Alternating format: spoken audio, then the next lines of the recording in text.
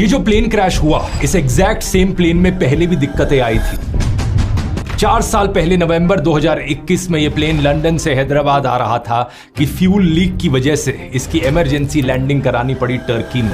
Boeing की जिस factory में प्लेन्स बन रहे थे, उस फैक्ट्री के वर्कर्स से जब अंडर कवर जाकर पूछा गया क्या आप इस प्लेन में कभी ट्रैवल करना चाहोगे, तो उन्होंने साफ इनकार कर दिया। Would you fly one? No. You won't fly one.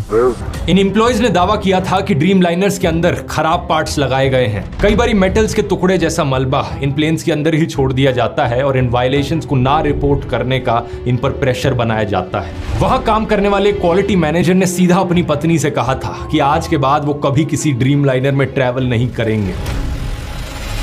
2012 और 13 के बीच में 11 ऐसे प्लेन्स डिलीवर किए गए थे जिनकी क्वालिटी इतनी खराब थी कि सिंथिया किचन्स का कहना था कि उन्हें रात को नींद नहीं आती थी।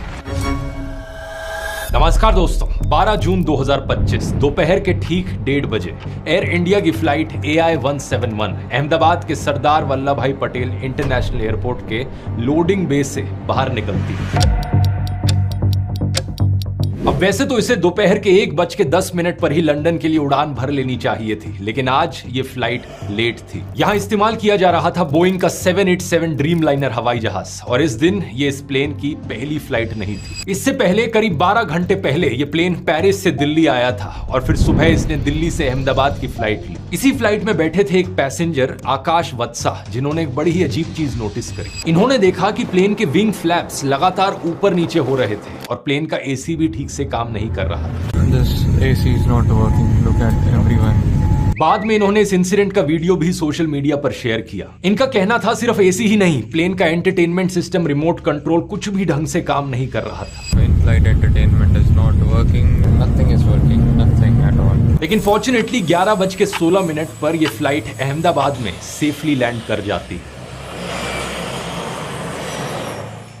करीब 12:20 पर इस प्लेन की रीफ्यूलिंग करी जाती है और एग्जैक्टली 42 मिनट्स का समय लगता है इस प्लेन में फ्यूल भरने में, जो कि यूजुअल से थोड़ा सा ज्यादा है। आमतौर पर 30 से 35 मिनट का समय लगना चाहिए। एक डीजीसीए के ऑफिशियल बाद में इंडियन एक्सप्रेस को बताते हैं कि ये कोई आउट ऑफ ऑर्डिनरी चीज नहीं थी, थोड़ा सा ज्यादा समय लग सकता है फ्यूल भरने में एक ऐसी मैक्स पेलोड फ्लाइट के लिए। लेकिन जब फ्यूल भर रहा था, पैसेंजर्स प्लेन में चढ़ रहे थे। एग्जैक्टली 242 लोग इस प्लेन में चढ़ते हैं। 230 पैसेंजर्स, 10 क्रू मेंबर्स और 2 पायलट्स। प्लेन की कमांड संभाले हुए थे कैप्टन सुमित सबरवाल, जिनके पास 8200 आवर्स का फ्लाइंग एक्सपीरियंस था।